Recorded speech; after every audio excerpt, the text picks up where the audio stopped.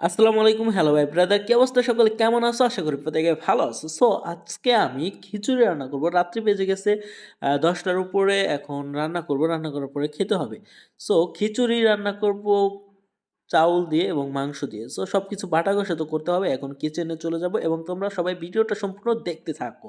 ঠিক আছে? সো বাটা-ঘষা করতেছি। এখানে রসুন বেটে নিচ্ছে আদা। তারপরে এখানে মাংস রাখা আছে। পিঁয়াজ কুচি করে নেওয়া হচ্ছে। এখানে কাঁচামরিচ কাটতেছে আমাদের ইমরান ব্রো। সো কাঁচামরিচ সবকিছু কাটা হয়ে গেল। আমি নোয়ারা দিয়ে নিলাম এবং আগুনটা জ্বালিয়ে দিলাম।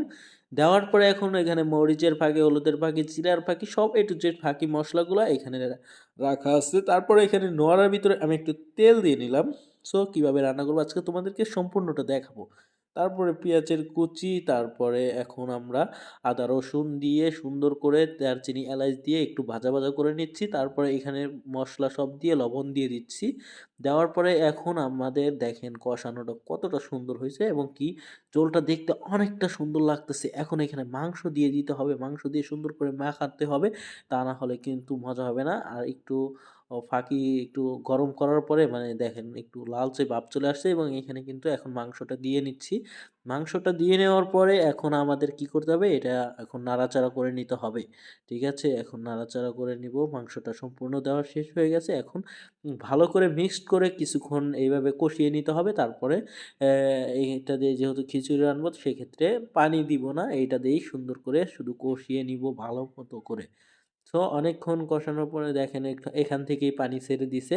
পানি আর এক্সট্রা দিতে হয় নাই। বাট এটা এখন শুকাতে হবে। শুকিয়ে নিব এবং তারপরে চাউল-টাউল ধুয়ে নিই। তারপরে আপনাদের দেখাবো। সো চাউল ধুইতেছে ইমরান ভাই দেখেন চাউল দেওয়া শেষ। সো খিচুড়ি রানবো যেহেতু এখানে পোলার চাউল নাই সেক্ষেত্রে ভাতের চাউল দিয়েই রান্না হবে। ঠিক আছে? তারপরে উম আ মরিচ, পিঁয়াজ গরম করে এইখানে আগে চালটা ভাজা, ভাজা করে নিতেছি তেল দিয়ে সুন্দর করে যাতে মজাটা বেশি লাগে। যেমন করে বিরিয়ানি রান্না করা হয় সেম তেমন করেই আজকে খিচুড়িটা রান্না করা হবে। ঠিক আছে? এখানে ভাজা, ভাজা করে নিলাম সম্পূর্ণভাবে। তারপরে পানি দিয়ে মাংস মিক্সড করে দিয়ে দিছি। আমাদের খিচুড়িটা কিন্তু সম্পূর্ণ কমপ্লিট হয়ে গেছে। দেখেন এখন আমরা নামিয়ে নিবো এবং খাবো। রাত প্রায় ১২টা বেজে গেছে। এখনো অনেকটা ক্ষুধা লেগে গেছে। এখন খাইতে হবে এবং কি আবার ঘুমাইতেও হবে। ঠিক আছে? সো এখন আমরা এটা নামিয়ে নিবো এবং খাবো এবং দেখবো যে আসলে কেমন টেস্ট হয়েছে।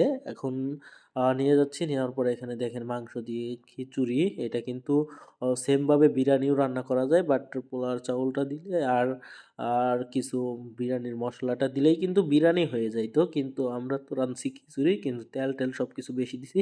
সেক্ষেত্রে কিন্তু মজাটা সেম বিরিয়ানির মতোই হইছে এবং খেতেও কিন্তু অনেকটা সুস্বাদু হইছে। যাই হোক যারা বাসায় ট্রাই করতে চান অবশ্যই করতে পারেন। আর হ্যাঁ, ভিডিওটা ভালো লাগলে অবশ্যই লাইক, কমেন্ট, শেয়ার। দেখা হচ্ছে নেক্সট ডে। ওকে, আল্লাহ হাফেজ, টাটা।